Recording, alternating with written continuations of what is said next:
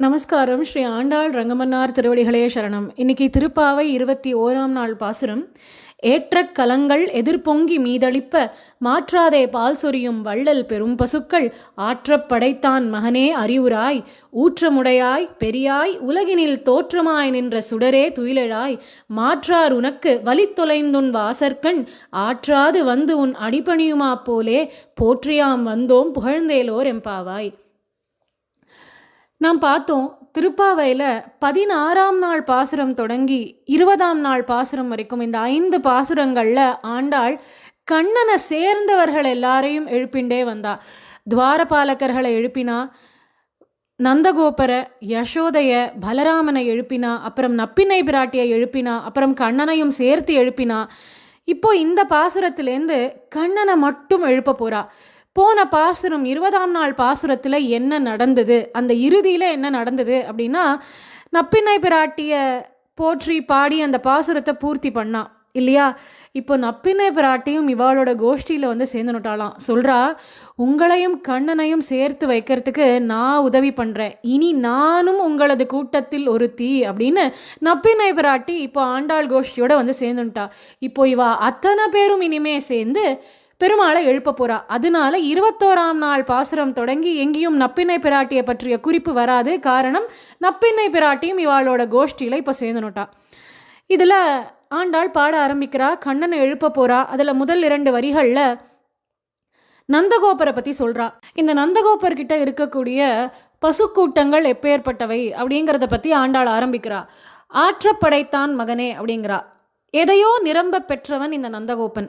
எதை நிரம்ப பெற்றவன் அப்படின்னா, பசுக்களை நிரம்ப பெற்றவன். எப்பேற்பட்ட பசுக்கள் அப்படின்னா, பெரும் பசுக்கள், பெருத்து இருக்கக்கூடிய பசுக்களை நிரம்ப பெற்றவன். பெருத்து இருக்கும், அதனால ஏதாவது பிரயோஜனம் உண்டா அப்படின்னா, ஆமா, வள்ளல் பெரும் பசுக்கள். இந்த பசுக்கள் பாலை பொழிவதில் வள்ளலாக இருக்கான். அதனால பால் சொரியும் வள்ளல் பெரும் பசுக்கள் ஆற்றப்படைத்தான் மகனே அப்படிங்கிறா. நிறைய பாலை பொழியக்கூடிய பசுக்களா? எப்படி நிறைய பாலை பொழியும் அப்படின்னா, இடைவிடாமல் பாலை பொழியுமா. அதனால மாற்றாதே அப்படின்னா வஞ்சனையே இல்லாம இடைவிடாமல் பால் சொரியும் வள்ளல் பெரும் பசுக்கள் ஆற்றப்படைத்தான் மகனே அப்படிங்கிறா. சரி, எவ்வளோ பால் கொடுக்கும் அப்படின்னா, பாத்திரத்தில் இந்த மாடுகள் கறக்கக்கூடிய பாலானது பொங்கி ததும்பி தெளும்புமா, அந்த அளவுக்கு பால் கொடுக்கும். அதனால ஏற்ற கலங்கள் எதிர்பொங்கி மீதளிப்ப. ஏற்ற கலங்கள் அப்படின்னா, எந்த பாத்திரத்தை கொண்டு வச்சாலும் அந்த பாத்திரத்தில் பால் அப்படி பொங்கி தெளிச்சு வெளியில் வர அளவுக்கு பாலை பொழியக்கூடிய வள்ளல் பெரும் பசுக்கள் ஆற்றப்படைத்தான் மகனே, அப்பேற்பட்ட நந்தகோபனுடைய மகனே அறிவுராய் அப்படிங்கிறா. அறிவுராய் அப்படின்னா கண் விழித்து எழுவாயாக அப்படின்னு ஆண்டாள் பெருமாளை எழுப்புறா. மேலும் பாடுறா, ஊற்றமுடையாய் பெரியாய் அப்படிங்கிறா. ஊற்றமுடையாய் அப்படின்னா, உன் பக்தர்களை காக்க வேண்டும் என்ற உறுதி கொண்டவனே அப்படிங்கிறா. என்ன நடந்தாலும் என் பக்தர்களுக்கு நான் இருக்கேன்னு நீ இருக்க பத்தியா, அந்த உறுதி உன்னிடத்துல இருக்கு. அதனால ஊற்றமுடையாய் பெரியாய். கஜேந்திரன் பெருமாளை துதி பண்ணும் பொழுது நமோ நமஸ்தே அகிலகாரணாய நிஷ்காரணாய அப்படின்னு துதி பண்ணார். அகிலகாரணாய, இந்த உலகத்துக்கே எவன் காரணமாக இருக்கானோ அவனை நான் கூப்பிடுறேன் அப்படின்னு கஜேந்திரன் துதி பண்ணார். ஆனால் தனக்கு ஒரு காரணம் இல்லாதவன், அப்பேற்பட்ட பெரியவனானவன் நீதானே. அதனால பெரியாய், உலகினில் தோற்றமாய் நின்ற சுடரே துயிலழாய் அப்படிங்கிறா. இந்த பூலோகத்தில் வந்து நீ அவதாரம் பண்ணாலும் உன் பெருமையானது குறைவதே கிடையாது. இந்த பூலோகத்தில் இருக்கக்கூடிய தோஷங்கள் எதுவும் உன்னை அண்டுவதே அல்ல. நீ இன்னும் பிரகாசிக்கிற. இங்கே வந்து அவதாரம் பண்ணி உன் சௌலபியத்தால் இன்னும் நீ பிரகாசம் அடைகிற பகவானே. அதனால தோற்றமாய் நின்ற சுடரே துயிலழாய். இப்போ கண்ணன் எழுந்துட்டான், ஆனால் கண் விழிக்கலை. எழுந்துருக்கான், ஆனால் கண்களை மூடியபடி அப்படியே படுத்துட்டு இருக்கான்.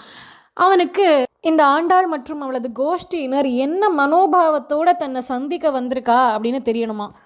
நாங்கள் எதுக்கு வந்திருக்கோம் தெரியுமா? மாற்றார் உனக்கு வலி தொலைந்து, உன்னுடைய பகைவர்கள் உன்னிடத்துல தோல்வியுற்று தன் வலிமை இழந்தவர்களாக உன் வாசப்படிக்கே வந்து ஆற்றாது வந்து உன் அடிபணியுமா போலே, வேறு புகலிடம் அல்லாமல் உன் திருவடியிலேயே வந்து விழுந்து நீயே அடைக்கலம்னு உன் திருவடியை பற்றி கொள்வார்கள் அல்லவா, அது மாதிரி நாங்கள் வந்திருக்கோம் அப்படிங்கிறா. காக்காசுரன் அப்படி தான் வந்தான், எல்லா இடத்துக்கும் சுற்றிட்டு கடைசியில் ராமா அப்படின்னு வந்து உன் திருவடியிலே விழுந்தான். ஆனால் அவனுக்கும் எங்களுக்கும் என்ன வித்தியாசம்னா, அவன் எல்லா இடமும் சுற்றிட்டு நீ எல்லால் வேறு அடைக்கலம் அல்ல அப்படின்னு உன் திருவடியில் வந்து விழுந்தான். ஆனால் நாங்கள் நேராகவே புரிஞ்சுட்டோம், உன் திருவடி இல்லாமல் எங்களுக்கு வேறு எதுவும் இல்லைன்னு. அதனால் மாற்றார் உனக்கு வலித்தொலைந்துன் வாசற்கண் ஆற்றாது வந்துன் அடிப்பணியுமா போலே போற்றியாம் வந்தோம் புகழ்ந்தேலோர் எம்பாவாய். எதுக்காக வந்திருக்கோம் அப்படின்னா, உன்னை போற்றி பாடுவதற்காக வந்திருக்கோம். பெரியாழ்வார் உனக்கு பல்லாண்டு பாடினாரே, அந்த மாதிரி உன்னை போற்றுவதற்காக நாங்கள் வந்திருக்கோம். கூடவே புகழ்வதற்காகவும் வந்திருக்கோம். உன்னை மற்றவர்கள் புகழ்ந்து பாடி உன்னிடத்துலேருந்து எதையாவது பெற்றுக்கொள்வார்கள் அல்லவா, அது மாதிரியே உன்னை நாங்கள் புகழ்ந்து பாடி உன்னிடத்துலேருந்து ஒன்றை வேண்டி பெறுவதற்காக வந்திருக்கோம் அப்படின்னு ஆண்டாள் இந்த பாசுரத்தை பூர்த்தி பண்ணுறா. இந்த பாசுரத்தில் ஆண்டாள் பெருமாளை பார்த்து ஊற்றமுடையாய் அப்படின்னு சொல்லி எழுப்புறான்னு நம்ம பார்த்தோம். ஊற்றமுடையாய் அப்படின்னா தன் பக்தர்களை காப்பதில் உறுதி கொண்டவன் அப்படின்னு அர்த்தம்னு பார்த்தோம். என்ன ஆனாலும் சரி தன் பக்தர்களை காத்தே தீருவேன்னு பெருமாள் உறுதியோடு இருக்கான். இதை நம்ம மகாபாரதத்தில் நிறைய இடங்களில் பார்க்கலாம். பஞ்ச பாண்டவாளை பெருமாள் அப்படி தன் உள்ளங்கையில் வச்சு தாங்குற மாதிரி ஒரு கஷ்டத்துலேயும் அவளுக்கு ஏற்பட்ட ஒரு இன்னல்கள்லையும் சவால்கள்லையும் அவள் கூடையே இருந்து அவளை கைப்பிடிச்சு வழி நடத்திகிட்டே போனான் கண்ணன். அதனால தான் பஞ்சவரை பல வகையிலும் காத்தான் கண்ணன்னு சொல்கிறோம். மகாபாரதத்தில் திருதராஷ்டிரனுடைய பிள்ளையான துரியோதனனுக்கு பஞ்சபாண்டவா மேலே ரொம்ப பொறாமைக்கே ஒரு உருவம் கொடுத்தோன்னா அதுதான் துரியோதனன். ஒரு மனுஷனுக்கு ஏற்படக்கூடிய பொறாமை அவனையும் அவனது குலத்தையும் எங்கு கொண்டு நிறுத்தும் அப்படிங்கிறதுக்கு இந்த மகாபாரதமே ஒரு எடுத்துக்காட்டு. குலத்தையே அறுத்தான் துரியோதனன் பொறாமைங்கிற அந்த ஒரு உணர்வுனால. ஒருத்தர் நன்னா இருக்கா அப்படின்னா அவளை பார்த்து இன்ஸ்பயர் ஆகி நம்மளும் அதே அளவுக்கு கடினமான முயற்சி எடுத்து ஹார்ட் ஒர்க் எல்லாம் பண்ணி அவள் எந்த நிலையில் இருக்காளோ அந்த நிலையை அடையிறதுக்கு முயற்சி பண்ணணுங்கிறது வாழ்க்கையில் முன்னேறுவதற்காக எடுக்கக்கூடிய ஒரு முயற்சி. அதில் தப்பு இல்லை. அசலார் வாழ்ந்தா நான் பட்னி இருப்பேன்னு இருக்கிறது தப்பு இல்லையா? அவள் வாழறா, அவள் நன்னா இருக்கான்னா அதுக்கு அவள் எவ்வளவோ முயற்சி எடுத்திருப்பா, எவ்வளவோ கஷ்டப்பட்டிருப்பா. நம்மளால் முடிஞ்சால் நம்மளும் அதே அளவு முயற்சி பண்ணி வாழ்க்கையில் முன்னேறணும்னு நினைக்கலாம். ஆனால் அவள் வாழறாளே அவள் அப்படி இருக்காளேன்னு நினைக்கிறது தப்பு அப்படிங்கிறத துரியோதனன் மூலமாக பெருமாள் நமக்கு உணர்த்துறார். ஏன்னா அவனுக்கு தான் ராஜா ஆகணும், தன்னுடைய ராஜ்யத்தை நல்லபடியில் நடத்தணுங்கிற எண்ணமெல்லாம் அவனுக்கு இல்லை. இதை காட்டிலும் அவனுக்கு அதிகமாக இருந்த உணர்வு என்ன அப்படின்னா, பஞ்சபாண்டவா நன்னா இருக்காளே, அவள் பக்கத்தில் பலசாலியா பீமன் இருக்கானே, வில்லுக்கு விஜயன் அப்படின்னு அர்ஜுனன் இருக்கானே, அதெல்லாம் அவனால் சகிச்சுக்கவே முடியல, பொறுத்துக்கவே முடியல. இது போராதுன்னு அவள் இந்திரபிரஸ்தம் அப்படிங்கிற ஒரு ராஜ்யத்தையே உருவாக்கி வளமான தேசமாக அதை மாற்றி அதை ராஜ்ய பரிபாலனம் வேற பண்ணிட்டு இருக்கா. ராஜசூய யாகமும் நல்லபடியாக நடத்திட்டா, திரௌபதியையும் கல்யாணம் பண்ணிட்டா, அவள்கிட்ட இல்லாததே இல்லைங்கிற மாதிரி வாழ்ந்துட்டு இருக்கா பஞ்ச பாண்டவர்கள். இவனுக்கு இது எதுவுமே பார்த்து பொறுக்கலை. அதனால் ஒரு சமயம் சகுனிகிட்ட சொல்கிறான் துரியோதனன், மாமா எனக்கு ரொம்ப கஷ்டமாக இருக்குது, அவள் வாழறத பார்த்தாலே எனக்கு வயிற்றெரிச்சலாக இருக்குது அப்படின்னு சொல்ல தொடங்குறான். சின்ன வயசுலேருந்தே பீமனுக்கு பலம் அதிகம்னு நான் தெரிஞ்சுட்டு இருந்தேன், பலசாலி அவன். அதனால எனக்கு அப்போவே அவன் மேலே ஒரு பொறாமை பயம் ரெண்டுமே உண்டு. இவனால் நாளைக்கு எங்களுக்கு ஆபத்து வரும்னு நான் அன்றைக்கே கணிச்சுட்டேன். அதனால் அவனை அழிக்கணும்னு முடிவு பண்ணி வளலன் அப்படின்னு ஒரு சமையல்காரன் அவர் இடத்துல சொல்லி பீமனுடைய உணவில் விஷத்தை கலக்க சொன்னேன். அந்த விஷம் கலந்த உணவை பீமனுக்கும் கொடுத்தோம். அவனும் அதை சாட்ட அந்த பீமனை கொண்டு பிரமாணக்கோட்டி அப்படிங்கிற இடத்துல கங்கை ஓடுறா, அந்த கங்கையில் பிடிச்சி தள்ளிட்டோம். அந்த கங்கையில் தள்ளினதில் என்ன ஆயிடுது அப்படின்னா, கங்கைக்குள்ளே இருந்த பாம்புகள், நிறைய பாம்புகள் இருந்துதான். அத்தனை பாம்பும் பீமனை தீண்டிருக்கு, பீமனை கடிச்சிருக்கு. இவனுக்கு ஏற்கனவே விஷம் கொடுக்கப்பட்டிருக்கு. மேலும் இந்த பாம்புகள் தீண்டினதுனால அந்த விஷமும் இந்த விஷமும் சேர்ந்து நியூட்ரலைஸ் ஆயிடுது. அதனால் அந்த பாம்போடைய விஷம் இவன் சாப்பிட்ருந்த விஷத்தை முறியடிச்சுடுது.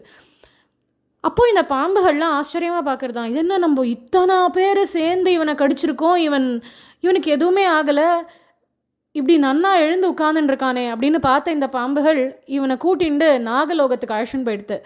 அந்த நாகலோகத்தில் தலைவனாக இருந்தவர் ஆரியக்கன் அப்படின்னு ஒருத்தர். அந்த ஆரியக்கன் பீமனை பார்க்குறார். பார்த்த உடனே அவர் சொல்கிறார், இவனை எங்கேயோ பார்த்துருக்கேன், அப்படிங்கிறார். சொல்லிட்டு ஆஹா இவன் என் எள்ளு பேரனாச்சே அப்படிங்கிறாராம் அந்த ஆரியக்கன். எந்த வகையில் பீமன் ஆரியக்கனுக்கு எள்ளு பேரன் அப்படின்னா, பீமனுடைய அம்மா தான் குந்தி, எல்லாருக்கும் தெரியும். குந்தியோடைய அப்பா வந்து சூரன் அப்படிங்கிற ஒரு ராஜா. குந்தியும் வசுதேவரும் உடன் பிறந்தவர்கள். அதனால் குந்தி மற்றும் வசுதேவருக்கு அப்பா. வசுதேவருடைய புள்ள தான் நம்ம கண்ணன். அதனால் குந்தி கண்ணனுக்கு சொந்த அத்தை. அதனால் குந்திக்கும் வசுதேவருக்கும் அப்பா சூரன். அந்த சூரனுக்கு தாத்தா தான் இந்த ஆரியக்கன் அப்படிங்கிற நாகலோகத்து தலைவன். அதனால் அந்த ஆரியக்கன்கிறவர் சொல்கிறார், இது என்னுடைய எள்ளு பேரனாச்சே, என் இருப்பிடத்துக்கு வந்திருக்கான், அவனுக்கு ஏதாவது கொடுக்கணுமே அப்படின்னு சொல்லிட்டு ஒரு அமிர்தம் இருக்குது அந்த நாகர்கள் கிட்ட. அந்த அமிர்தத்தை பீமன்கிட்ட கொடுக்குறார். இந்தாப்பா இதை சாப்பிடு, உனக்கு பலம் கூடும் அப்படிங்கிறார். அந்த அமிர்தம் ஒரு சொம்பு சாப்பிட்டா 1000 யானையுடைய பலம் அவளுக்கு கிடைக்குமா. ஆனால் அதை யாராலையும் ஒரு சொம்புக்கு மேலே சாப்பிட முடியாதான், திகட்டுமா. 8 சொம்பு அமிர்தம் சாப்பிட்ருக்கான் பீமன். அதனால் அவனுக்கு 8000 யானைகளுக்கு இருக்கக்கூடிய பலம் கிடைச்சிடுது. அதனால் ஒரு கெடுதல் பண்ணணும்னு நினச்சான் துரியோதனன். பகவானுடைய திட்டம் வேறு மாதிரி இருந்தது. அவனை அழிக்கணும்னு நீ நினைக்கிறியா, அவனுக்கு நான் இன்னும் பலத்தை ஊட்டி ஒரு நாள் வரும், அன்னைக்கு உன் கூட்டத்துக்கே இந்த பீமன் யமனாக மாறுவான் அப்படிங்கிறது பகவானுடைய கணக்கு. அதனால் இப்படி பீமனை நான் அழிக்கணும்னு நினச்சேன், அவன் பலசாலியாக மீண்டு எழுந்து வந்துட்டான். இதுக்கும் மேலே துரியோதனன் பஞ்ச பாண்டவாளையும் குந்தியையும் சேர்த்து அழிச்சுடணும்னு முடிவு பண்ணி அரக்கு மாளிகைன்னு ஒன்றுத்தை கட்டினான். இவா எல்லாரும் அதில் போய் தங்குவா. குந்தியோடு சேர்ந்து பஞ்ச பாண்டவர்களும் அங்கே போய் தங்குவா. மொத்த அரக்கு மாளிகைக்கும் தீ வச்சு கொளுத்திடணும், அவளை அழிச்சிடணும் அப்படிங்கிறது அவனுடைய திட்டம். இதை முன்கூட்டியே விதுரர் தெரிஞ்சுட்டார். அதனால் விதுரர் யுதிஷ்டர்கிட்ட ஒரு சில அறிவுரைகளை வழங்கினார். பக்கத்திலேயே துரியோதனன் இருக்கான். அதனால விதுரரால் நேரடியாக தர்மபுத்திரருக்கு உனக்கு ஆபத்துப்பா, அரக்கு மாளிகைக்கு போகாத அப்படின்னு சொல்ல முடியல. அதனால் இந்த அறிவுரைகளின் மூலமாக மறைமுகமாக உணர்த்த முயற்சி பண்ணார் விதுரர். அவர் சொல்கிறார், அவருடைய 4 அறிவுரைகள். முதல் அறிவுரை, எதிரிகளின் திட்டத்தை முன்கூட்டியே தெரிஞ்சுக்கிறவன் வாழ்க்கையில் ஜெயிப்பான் அப்படின்னு சொல்கிறார் விதுரர். இதுதான் முதல் அறிவுரை. 2வது, இரும்பால ஆன ஆயுதத்தை காட்டிலும் வலிமை கொண்ட ஆயுதம்னு ஒன்று இருக்குப்பா அப்படிங்கிறார். 3வது, எவ்வளோ பெரிய காட்டுத்தீ வந்தால் கூட ஒரே ஒரு விலங்கு மட்டும் அந்த காட்டுத்தீலேருந்து தப்பிச்சுக்கும் அப்படிங்கிறார். கடைசி அறிவுரை 4வது, இரவிலும் நட்சத்திரங்களை கொண்டு ஒருத்தன் வழி அறிய முடியும் அப்படிங்கிறார். இந்த 4 அறிவுரையும் கேட்ட துரியோதனனுக்கு வயசாயிட்டாலே இவ இப்படி தான் ஏதாவது சொல்லின்னு இருப்பா போல் இருக்கு, இவர் சொன்னது என்ன ஏது எதுவும் புரியல, என்னத்தையோ பேசிட்டோன்னு அவன் கிளம்பி போயிட்டான். ஆனால் அவர் சொன்னதோடைய அர்த்தம் அத்தனையும் தர்மபுத்திரருக்கு புரிஞ்சுடுத்து. எதிரிகளின் திட்டத்தை முன்கூட்டியே அறிபவன் தான் வாழ்க்கையில் வெல்வான் அப்படின்னு அவர் சொல்கிறார். அதுக்கு என்ன அர்த்தம் அப்படின்னா, இங்கே பாருப்பா, உன்னை அழிக்கணும்னு உன்னுடைய எதிரியான இந்த துரியோதனன் ஒரு திட்டம் தீட்டியிருக்கான், அதை உணர்ந்து கொள். ஒருவேளை அதை நீ தெரிஞ்சுட்டன்னா இதுலேருந்து நீ தப்பிப்ப அப்படிங்கிறத மறைமுகமாக சொல்கிறார். 2வது, இரும்பால் ஆன ஆயுதங்களை காட்டிலும் வலிமையான ஆயுதம் ஒன்று இருக்குது அப்படின்னா அதுதான் நெருப்பு. இரும்பு போன்ற ஆயுதங்கள், கத்தி, அதுலேருந்தெல்லாம் கூட தப்பிச்சிட முடியும். ஆனால் நெருப்பு பட்டுது அப்படின்னா தப்பிக்க முடியாது. அதனால கொடிய ஆயுதம் ஒன்று இருக்குது, அது நெருப்புங்கிறத 2வது அறிவுரை மூலமாக மறைமுகமாக சொல்கிறார். 3வது, எவ்வளோ பெரிய காட்டுத்தீ வந்தாலும் ஒரே ஒரு விலங்கு தப்பிச்சுக்கும் அப்படின்னா அதுதான் எலி. எலியானது பூமியில் பொந்து நோண்டி அது உள்ளே போய் பாதுகாப்பாக இருந்துக்கும். அதே மாதிரி நீங்களும் பூமியில் சுரங்கப்பாதை அமைச்சு அந்த அரண்மனையிலேருந்து நீங்கள் வெளியில் தப்பிச்சு வர வழியை பாருங்கோ அப்படிங்கிறத 3வது அறிவுரையில் சொல்கிறார். 4வதுல, இரவு நேரத்துலையும் நட்சத்திரங்கள் வழிகாட்டும் அப்படிங்கிறார். அதுக்கு என்ன அர்த்தம்னா, பகலில் தப்பிக்க முயற்சி பண்ணாதேங்கோ, இவன் தெரிஞ்சுன்றுவான், துரியோதனனுக்கு தெரிய வந்துடுவான். அதனால் இரவு பொழுதில் நட்சத்திரங்களே உனக்கு வழி சொல்லும், அதை நட்சத்திரங்களை கொண்டு எந்த திசை எதுன்னு தெரிஞ்சுண்டு தப்பிச்சு வர வழியை பாருங்கோ அப்படின்னு இந்த அறிவுரைகளை விதுரர் கொடுக்குறார். இதை நன்னா புரிஞ்ச தர்மபுத்திரர் இதுலேருந்தும் தப்பிச்சுடுறார். தர்மபுத்திரர் மற்றும் கூட இருக்கிற 4 பாண்டவர்கள் மற்றும் குந்தி எல்லாரும் இந்த ஆபத்துலேருந்து தப்பிச்சு வெளியில் மீண்டு இதுக்கப்புறமா தான் அவளுக்கு இந்திரபிரஸ்த ராஜ்யம் அமையிறது. காண்டவ பிரஸ்தம்ங்கிற ஒரு வனத்தை இந்திரபிரஸ்தமாக மாற்றி அங்கே ராஜசூய யாகமும் பண்ணி செல்வ செழிப்போடு இருக்கா இந்த பாண்டவா. என்னால் இதை பார்த்துட்டு பேசாமல் இருக்க முடியல, எனக்கு வயிற்றெரிச்சலாக இருக்குன்னு துரியோதனன் சகுனி இடத்துல புலம்புறான். இது அத்தனையும் கேட்ட சகுனி நல்ல புத்தி எதுவும் சொல்லலை மருமானுக்கு. அதுக்கு மாறா தப்பாக மோசமான அறிவுரைகளை சொல்ல தொடங்குறான். இங்கே பார் துரியோதனா, பஞ்ச பாண்டவால உன்னால் ஜெயிக்க முடியலன்னு சொல்கிற. நேரடியாக மோதி வெல்ல முடியாத பகைவர்களை வெல்லுவதற்கு ஒரு வழி இருக்குது. அதுக்கு கலிங்க நீதின்னு பேர். அதில் 3 விஷயம் சொல்கிறா. அது என்னென்னு நான் சொல்கிறேன், அதை நீ தெரிஞ்சுக்கோ அப்படின்னு மோசமான 3 அறிவுரைகளை சகுனி துரியோதனனுக்கு கொடுக்குறான். ஒன்று, உன்னை விட ஒருத்தன் வலிமை வாய்ந்தவனாக இருக்கான் அப்படின்னா அவனோட நீ போய் நேரடியாக மோதாத, ஏன்னா ஜெயிக்க முடியாது. அதனால் உன்னை காட்டிலும் வலிமையானவன் ஒருத்தன் இருப்பான்ல, அவனோட மோத விடு அப்படிங்கிறான். 2வது, உன்னோட சமமான பலத்தோடு இருக்கிற ஒருத்தன், உனக்கு என்ன பலம் இருக்கோ அதே அளவு தான் அவனுக்கும் பலம் இருக்குது அப்படின்னா அவனை ஆசை காட்டி ஜெயிக்கப்பார். 3வது, உன்னோட பலத்தில் தாழ்ந்தவன் ஒருத்தன் இருக்கான், உனக்கு கீழே இருக்கான் அவன் அப்படின்னா அவனை ஏறி மிதிச்சே ஜெயிக்கணும் அப்படின்னு சகுனி துரியோதனனுக்கு அறிவுரைகள்லாம் கொடுக்குறான். இப்போ துரியோதனன் சொல்கிறான், மாமா நீங்களே வழிகாட்டுங்கோ, என்ன பண்ணணும்னு சொல்லுங்கோ அப்படிங்கிறான். இப்போ சகுனி சொல்கிறான், ஒன்று பண்ணலாம், எனக்கு உறுதியாக ஒரு விஷயம் தெரியும், தர்மபுத்திரனுக்கு சூதாடுறதுக்கு வரவே வராது, அவருக்கு சூதாட தெரியாது, அது எனக்கு நன்னா தெரியும். அதனால நீ தர்மபுத்திரனை சூதாடுறதுக்கு கூப்பிடு, அவனும் வருவான், அவனை ஏமாற்றி அவனிடத்துல இருக்கிற அத்தனையும் நம்ம பறிப்போம் அப்படின்னு சகுனி இப்படி ஒரு திட்டத்தை தீட்டி இதை ஒரு அறிவுரைன்னு துரியோதனனுக்கும் வழங்கினான். இப்போ துரியோதனன் விதுரரை அனுப்பி தர்மபுத்திரரை சூதாட்டத்துக்கு அழைக்கிறான். தர்மபுத்திரரும் ஒத்துண்டார். நான் வரலன்னு மறுப்பு தெரிவிச்சிருக்கலாம், இது அதர்மம், நான் பண்ண மாட்டேன்னு சொல்லியிருக்கலாம். ஆனால் தர்ம வழியில் நடக்கக்கூடிய தர்மபுத்திரரே இதுக்கு ஏன் ஒத்துண்டார் அப்படின்னா, பஞ்சபாண்டவர்கள் ராஜசூய யாகம் பூர்த்தி பண்ணதுக்கு அப்புறமா தர்மபுத்திரருக்கு ஒரு சில அபசோகனங்கள் எல்லாம் நடக்கிறது. அதெல்லாம் பார்த்து இவருக்கு கொஞ்சம் மனக்கலக்கம். அதனால வியாசர்கிட்ட போய் தர்மபுத்திரர் கேட்குறார், இதுக்கெல்லாம் என்ன அர்த்தம் சுவாமி, ஏதாவது விபரீதமாக நடக்க போகிறதா, ஏன் இத்தனை துர்நிமித்தங்களாக நடந்துட்டுருக்கு அப்படின்னு. அதுக்கு உடனே வியாசர் சொல்கிறார், ஆமாம்ப்பா, ஒரு பெரிய யுத்தம் ஏற்பட போகிறது, அதுவும் அந்த யுத்தமானது பேரழிவை ஏற்படுத்தும், பல ராஜாக்கள் அந்த யுத்தத்தில் மடிய போகிறா, அந்த யுத்தத்துக்கு நீ காரணமாக இருக்க போகிற அப்படிங்கிறார் வியாசர். திடுக்குன்னு இருக்குது தர்மபுத்திரருக்கு. இவரோ அஜாத சத்ரு, எந்த சண்டைக்கும் தானாக போக மாட்டார். அப்படி இருக்க இது என்ன அனர்த்தம், இதுக்கு நான் காரணம்னு இவர் சொல்கிறாரே அப்படின்னு அப்போ ஒரு மனசில் ஒரு விஷயத்தை முடிவு பண்ணிட்டார் தர்மபுத்திரர். யாராவது ஏதாவது இனிமேல் என் இடத்துல கேட்டால் சரின்னு ஒத்துணுடணும், சண்டை வரத்துக்கு வாய்ப்பே கொடுக்கக்கூடாது அப்படின்னு முடிவு பண்ணிட்டார். அதனால இந்த சூதாட்டத்துக்கு அழைப்பு வந்த உடனே வேண்டான்னு மறுப்பு தெரிவித்தா இதனால எங்கேயாவது போர் வந்துடுமோ அப்படின்னு பயந்துட்டு நான் ஒத்துணுடுறேன், நான் வரேன் அப்படின்னு ஒத்துண்டார். இப்போ இவா எல்லாரும் கிளம்பி பஞ்சபாண்டவர்கள் கூடவே திரௌபதியும் அழைத்து கொண்டு ஹஸ்தினாபுரத்துக்கு வரா.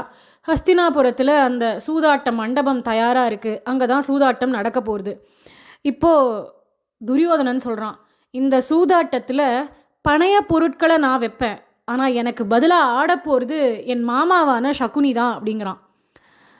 அப்போவாவது தர்மபுத்திரர் கேட்டிருக்கலாம், நீ தானே சூதாட்டத்துக்கு அழைச்ச, அப்போ நீ தானே ஆடணும், இப்போ என் தரப்பில் நான் தானே ஆடுறேன், அப்போ அதே மாதிரி உன் தரப்பில் நீ தான் ஆடணும்.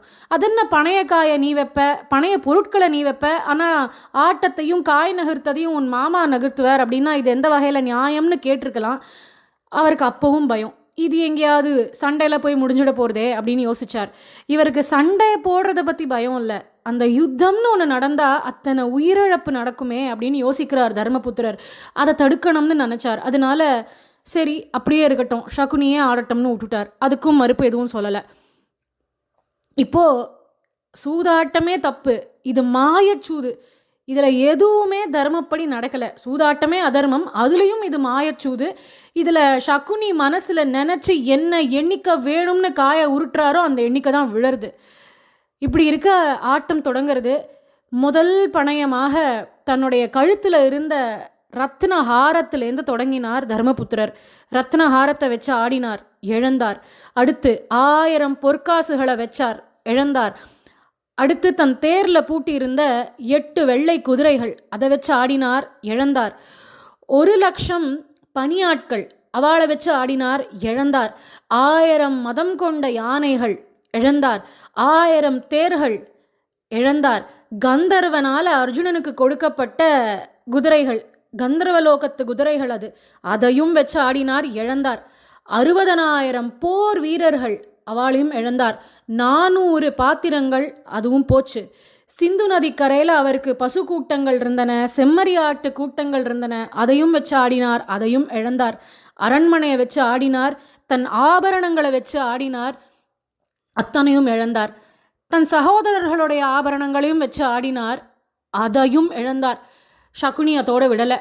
உன் சகோதரர்களையும் வச்சு ஆடிடு அப்படின்னுட்டான். உன் சகோதரர்களை வச்சு ஆடு, ஒருவேளை நீ ஜெயிச்சுட்டன்னா நீ இழந்த அத்தனையும், இது வரைக்கும் என்னெல்லாம் போச்சோ அத்தனையும் திருப்பி கொடுத்துடுறோம். தோத்துட்டா உன் சகோதரர்கள் எங்களுக்கு அடிமை அப்படின்னா. அதை கேட்டுட்டு ஒருவேளை ஜெயிப்போமோ அப்படின்னு நினச்சிட்டு நம்பி ஆடினார், தன் சகோதரர்களையும் இழந்தார். கடைசியாக தன்னையும் வச்சு ஆடினார், தன்னையே இழந்தார். அதோட நிறுத்தலை. மேலும் சகுனி சொல்கிறான், உன் மனைவி உன் பத்தினி திரௌபதி இருக்காளே, அந்த திரௌபதியை வச்சு ஆடுன்னு நாக்குல துளியும் நரம்பில்லாமல் பேசினான். அவருக்கு இதில் துளியும் இஷ்டம் இல்லை. தர்மபுத்திரருக்கு தன் மனைவியை வச்சு ஆடணுங்கிறது எண்ணம் இல்லை. ஆனால் இவ திரும்ப திரும்ப சொல்கிற விஷயம் என்னன்னா, உன் சகோதரர்களெல்லாம் இழந்துட்டியே, அவளெல்லாம் மீட்டு எடுக்கணும்னா இவளை வச்சு ஆடு, நீ இழந்த அத்தனையும் திருப்பி கொடுத்துடுறோம், அத்தனையும் திருப்பி கொடுத்துடுறோன்னு ஆசை காட்டுறா.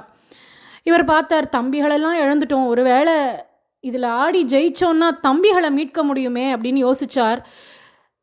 பண்ணக்கூடாத காரியத்தை பண்ணார். அந்த திரௌபதியை வச்சு ஆடினார், அவளையும் இழந்தார்.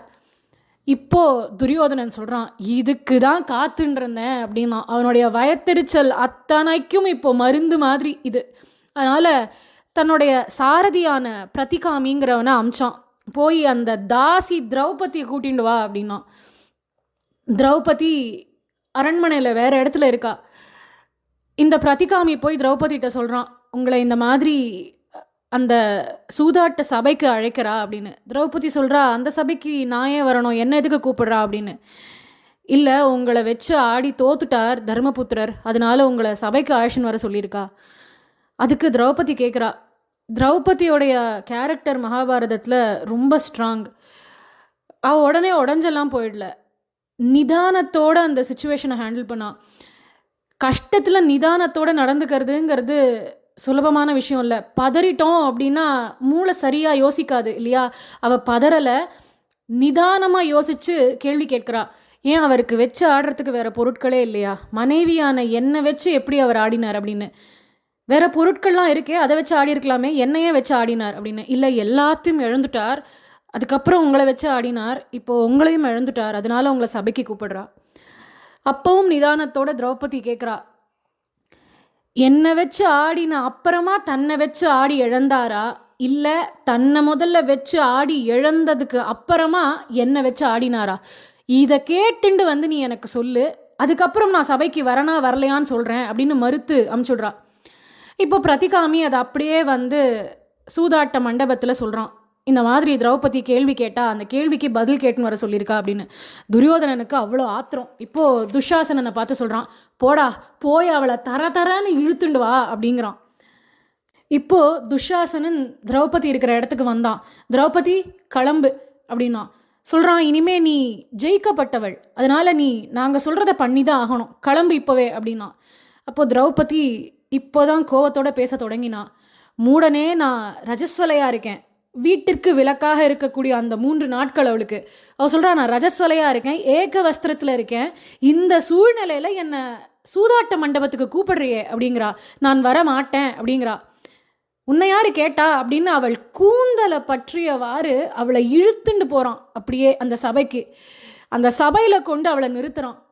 எப்பேற்பட்ட ஒரு சங்கடமான நிலைமையில திரௌபதி இருக்கா. அந்த இடத்துல கதர்றா நீதிக்கு, எல்லாரையும் பார்த்து கேள்வி கேட்கிறா. அது எப்படி அவர் என்னை வச்சு ஆடினது சரியாகும்? தன்னை வச்சு ஆடிட்டு அதுக்கப்புறம் என்ன வச்சு ஆடினாரா, என்ன வச்சு ஆடினதுக்கு அப்புறமா தன்னை வச்சு ஆடினாரான்னு திரௌபதி கேட்கிறா. அதுக்கு அங்கே பதிலை காணோம். பிதாமகரான பீஷ்மர் எழுந்து சொல்கிறார், இது அதர்மமா தர்மமான்னு எனக்கு சரியாக புரியலை, ஒரே குழப்பமாக இருக்குது அப்படிங்கிறார். கண்ணுக்கு முன்னாடி ஒரு பெண்ணுக்கு அநீதி நடக்கிறது அப்படின்னா அதை முதல்ல நிறுத்திட்டு தானே இந்த விசாரம் எல்லாம் பண்ணணும். ஆனால் அவரோ இது தர்மமா அதர்மமான்னு எனக்கு புரியலை, குழப்பமாக இருக்குது அப்படிங்கிறார். இப்படி அங்கே இருந்த பெரியவர்கள் எல்லாரும் அமைதியாக இருக்கா. விதுரர் இதை தட்டி கேட்குறார், இது தப்பு, இது பண்ணக்கூடாதுன்னு அவர் சொல்கிறார். அவர் பேச்சு அங்கே எடுபடலை. அதே மாதிரி துரியோதனனுடைய தம்பியான விகர்ணனும் சொல்கிறான், இது ரொம்ப தப்பு, திரௌபதி கேட்ட கேள்விக்கு யாராவது பதில் சொல்லுங்க முதல்ல. இது எப்படி செல்லுபடி ஆகும்? ஏன்னா திரௌபதிங்கிறவோ பஞ்சபாண்டவர்களுக்கும் சொந்தமானவர். அப்போ அப்படி இருக்கிறச்சே தர்மபுத்திரர் அவளை மட்டும் வச்சு ஆடி எப்படி இழக்க முடியும்? அதே மாதிரி அவர் தன்னை இழந்ததுக்கு அப்புறம் எப்படி அவளை இழக்க முடியும்? இது செல்லாதே அப்படின்னு விகர்ணன் பேசுகிறான். ஆனால் அவனை தடுக்கிறான் கர்ணன். கர்ணன் சொல்கிறான், 5 பேருக்கு பொண்டாட்டியவோ அப்படின்னு அவளை சுடுசொல் பேசுகிறான். சொல்கிறதுக்கே நாக்கு கூசக்கூடிய சொற்கள் எல்லாம் பேசுகிறான் கர்ணன். அது என்னன்னு நம்ம தெரிஞ்சுக்க கூட வேண்டாம். இந்த மாதிரி பலவாறு அந்த சபையில் அவளை நிறுத்தி அவமானப்படுத்துகிறா. அப்போது துரியோதனன் சொல்கிறான், அடிமைகளுக்கு எதுக்குடா மேல் வஸ்திரம்? அந்த பஞ்சபாண்டவர்களுடைய மேல் வஸ்திரத்தை பிடுங்கு அப்படிங்கிறான். பஞ்சபாண்டவ அதுக்கெல்லாம் காத்துன்னு இருக்கல, அவளே அவளுடைய உத்திரியத்தை காட்டி கீழே போட்டுட்டா. இப்போ துரியோதனன் சொல்கிறான் துஷாசனனை பார்த்து, அந்த அடிமை திரௌபதி இருக்காளே அவளுடைய வஸ்திரத்தையும் அவள் அப்படிங்கிறான். இதை சொல்கிறதுக்கும் கேட்கறதுக்கும் நமக்கு இத்தனை கஷ்டமாக இருக்குது. ஆனால் துரியோதனனுக்கு துளி கூட நாக்கு கூசலை. அந்த குரு வம்சத்தினுடைய மருமகள் அவள், அந்த வீட்டினுடைய கிரகலக்ஷ்மி. அந்த மரியாதை துளியும் இல்லை. ஒரு பெண்ணாச்சே அப்படிங்கிற எண்ணம் இல்லை. ரஜஸ்வலையாக இருக்காளே அப்படிங்கிற இறக்கமும் இல்லை. இது எதுவுமே தோணாமல் அவளை பார்த்து இந்த மாதிரி ஒரு வார்த்தை சொல்கிறான் துரியோதனன். பஞ்ச பாண்டவர்களும் எதுவும் பேச முடியாதவர்களாக அமைதியாக இருக்கா. துஷாசனன் திரௌபதியுடைய வஸ்திரத்தை பிடிச்சு இழுக்க தொடங்குறான். காப்பாற்றுறதுக்கு அங்கே யாரும் இல்லை. கதறி பார்த்தாச்சு, அந்த சபையில் நீதி கிடைக்கல. அப்போது திரௌபதிக்கு வசிஷ்டர் அவளுக்கு வழங்கிய உபதேசம் ஞாபகத்துக்கு வருது. வசிஷ்டர் முன்னமே திரௌபதியின் இடத்துல சொல்லியிருக்கார், அம்மா திரௌபதி, உனக்கு வாழ்க்கையில் ஏதாவது ஒரு பெரும் ஆபத்து அப்படின்னு நிகழ்ந்ததுன்னா அப்போது கண்ணனை நினச்சிக்கோ, அந்த கண்ணனை உதவிக்கு கூப்பிடு, அவன் கட்டாயம் ஓடி வருவான், உன்னை காப்பாற்றுவான் அப்படின்னு முன்னாடியே வசிஷ்டர் அவள்கிட்ட சொல்லியிருக்கார். திக்கத்தவனுக்கு தெய்வம் துணை அப்படிங்கிறது பழமொழி. அதுதான் திரௌபதி சரணாகதி. அவளுக்கு அங்கே காப்பாற்றுறதுக்கு யாரும் இல்லை. அவளை பெண்ணா அந்த சபை நடுவில் நிற்கிறா. ஒருத்தருமே இல்லாத பொழுது அவளுடைய மானத்துக்கே கேடுங்கிற ஒரு சந்தர்ப்பத்தில் கண்ணன்கிற கடவுள் அங்கே வரலன்னா அவள் நிலைமை என்ன அப்படின்னு யோசிச்சா பயமாக இருக்குது இல்லையா? ஆனால் பெருமாள் கைவிடலை. அதுதான் நம்பிக்கை. அவன் மேலே அவளுக்கு இருந்த நம்பிக்கை, அந்த நம்பிக்கைக்காக பெருமாள் வந்தான். பெருமாள் கூட வரல, அவன் நாமா ஓடி வந்தது. அவனுக்கு முன்னாடியே அவனுடைய கோவிந்த நாமா ஓடி வருது. இப்போ திரௌபதி பெருமாள்கிட்ட சரணாகதி பண்ணுறா. மகாபாரதத்தில் இந்த ஸ்லோகம் திரௌபதியினுடைய சரணாகதி ஸ்லோகம். சங்கச்சக்கர கதாபாணே துவாரகா நிலைய அச்சுதா கோவிந்தா புண்டரீகாட்சா ரக்ஷமாம் சரணாகதாம் அப்படின்னா. இந்த ஸ்லோகத்துக்கு அர்த்தம் என்ன அப்படின்னா, தன் 2 கரங்களை கொண்டு தன் மானத்தை மறைத்தபடி இந்த ஸ்லோகத்தை சொல்கிறா திரௌபதி. சங்கச்சக்கர கதாபாணே, பெருமாளே உன் திருக்கரங்களில் பஞ்ச ஆயுதங்களை நீ ஏந்தின்னு இருக்கியே, அந்த ஆயுதங்கள்லாம் எதுக்கு?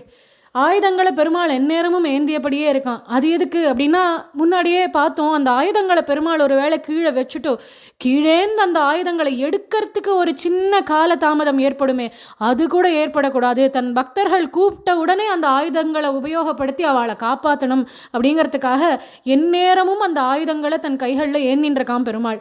அதனால் அந்த பஞ்ச ஆயுதங்களையும் உன் கையில் வச்சுருக்கியே, என்னை காப்பாற்று. நீ என்னை காப்பாற்றலைன்னா இந்த பஞ்ச பாண்டவர்கள் இப்போ எப்படி எதுக்கும் உதவி பண்ண முடியாத நிலைமையில் அவள் இருக்காளோ, அதே மாதிரி உன் பஞ்ச ஆயுதங்களும் பிரயோஜனமற்று போகும். அதனால் சங்க சக்கர கதாபானே துவாரகா நிலைய அச்சுதா அப்படிங்கிறா. நீ எங்கேயோ இல்லையே, வைகுண்டத்தில் இருக்கிற உன்னை நான் கூப்பிடல, இதோ பக்கத்தில் இருக்குது துவாரகை, ஹஸ்தினாபுரத்தில் இருக்கேன்னா துவாரகையில் இருக்கிற உன்னை கூப்பிடுறேன் பகவானே, உனக்கு என்னை காப்பாற்ற வர்றதா கஷ்டம், துவாரகா நிலைய அச்சுதா அப்படிங்கிறா. ருக்மிணி சரணாகதி பண்ணா அச்சுதா அப்படின்னா. அச்சுதன் அப்படிங்கிற திருநாமத்துக்கு தன் பக்தர்களை நழுவ விடாதவன் அப்படின்னு அர்த்தம். அதனால் திரௌபதி சொல்கிறா, அச்சுதா உன் பக்தர்களை நழுவ விடாதவன் ஆச்சே நீ, என் ஆடையை நழுவ விட்டுடாத, என்னை காப்பாற்று அப்படிங்கிறா. இது வரைக்கும் பெருமாள்கிட்டேருந்து எந்த அனுகிரகமும் அவளுக்கு கிடைக்கல. அதனால ஒரு கையால் மானத்தை மறைச்சுண்டு மறு கையை தலைக்கு மேலே தூக்கி பெருமாளை கூப்பிடுறா. கோவிந்தா புண்டரீகாட்சா அப்படிங்கிறா. கோவிந்தன்னு உனக்கு பட்டாபிஷேகம் ஆச்சே கண்ணா, எதுக்காச்சு? பசு கூட்டங்கள், வாயை திறந்து என்னை காப்பாத்துன்னு சொல்லக்கூட தெரியாத அந்த பசு கூட்டங்களை காப்பாத்துறதுக்காக அந்த கோவர்தன மலையை தூக்கி நின்னியே, அந்த கோவிந்தனான நீ வாய் திறந்து கேட்க முடியாத பசுக்களை மட்டும்தான் காப்பாத்துவியா? வாயை திறந்து நான் கூப்பிடுறேனே, என்னை காப்பாற்ற நீ ஓடி வர மாட்டியா கோவிந்தா புண்டரீகாக்ஷா அப்படிங்கிறா. தாமரை மலர் போன்ற அந்த அழகான கண்களால் என்ன கட்டாட்சிக்க மாட்டியா கண்ணா, நீ என்ன பார்க்க மாட்டியா அப்படிங்கிறா. இப்போ வரைக்கும் பெருமாள்கிட்டேருந்து அனுகிரகம் வரல. அப்போ தெரிஞ்சிருத்த அவளுக்கு, இத்தனை நாள் என் முயற்சி என் மானத்தை நான் காப்பாற்றிப்பேன்னு இரு கரங்களால் மறைச்சுண்டேன், ஒரு கையால் மறைச்சுண்டு ஒரு கையை தூக்கி பெருமாளை கூப்பிட்டேன், அப்போவும் அவன் வரல, அவனோட அனுகிரகம் கிடைக்கல. இப்போது என் மேலே நான் கொண்ட பொறுப்பை நான் மொத்தமாக உன்னிடத்துல ஒப்படைச்சிட்டேன் அப்படின்னு இரு கரங்களையும் தலைக்கு மேலே தூக்கினா, பெருமாளை தொழுதா. ரக்ஷமாம் சரணாகதாம் அப்படின்னா, கண்ணா நீ இல்லாமல் எனக்கு அடைக்கலம் இல்லடா, நீதாண்டா எனக்கு எல்லாம் அப்படின்னு சரணாகதி பண்ணா. வண்ண வண்ணமா விதமா நீள நீளமா புடவைகள் சுரந்தது. இது நம்ம பாரதியார் ரொம்ப அழகாக அவருடைய பாஞ்சாலி சபதத்தில் எடுக்கிறார். பொய்யர்தம் துயரினை போல் நல்ல புண்ணிய வாளர்தம் புகழினை போல் தையலர் கருணையை போல் கடல் சலசல தெரிந்திடும் அலைகளைப் போல் பெண்ணொளி வாழ்த்திடுவார் அந்த பெருமக்கள் செல்வத்தின் பெருகுதல் போல் கண்ணபிரான் அருளால் தம்பி கழற்றிட துணி புதிதாய் வண்ண பொற்சேலைகளாம் அவை வளர்ந்தனவே எண்ணத்தில் அடங்காவே அவை எத்தனை நிறத்தனவோ அப்படின்னு அனுபவிக்கிறார் பாரதியார் இந்த இடத்துல. பொய்யர்தம் துயரினை போல் அப்படிங்கிறார். உவமைகள் சொல்லிண்டே வரார். அந்த புடவையானது எப்படி நீண்டு கொண்டே போச்சு அப்படிங்கிறதுக்கு பாரதியார் உவமைகள் சொல்கிறார்.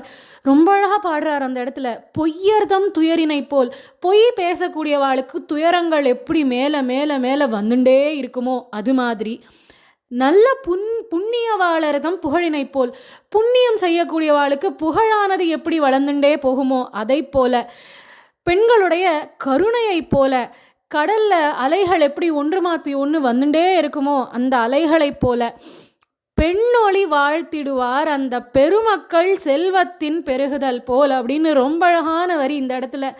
அவருக்கு பெண்கள் மேலே இருக்கக்கூடிய மரியாதையை உணர்த்துறதுக்காக இந்த உவமையும் இந்த இடத்துல போட்டிருக்கார். பெண்களுடைய புகழை வாழ வச்சு அதை பார்த்து ரசிக்கிறாள்ல, அந்த பெருமக்களுடைய செல்வமானது எப்படி வளர்ந்து கொண்டே போகுமோ அந்த மாதிரி இவளுடைய ஆடையானது வஸ்திரமானது நீண்டு கொண்டே போனதாம்.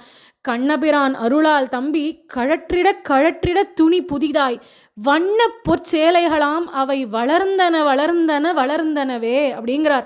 எண்ணத்தில் அடங்காவே அவை எத்தனை நிறத்தனவோ வளர்ந்துட்டே போகிறது. விதவிதமா வண்ண சேலைகளை கண்ணபிரான் தன் அருளால் அந்த திரௌபதிக்கு கொடுத்து அவள் மானத்தை காப்பாத்தினா அப்படின்னு மகாபாரதத்தில் ரொம்ப அழகான திரௌபதியினுடைய சரணாகதி.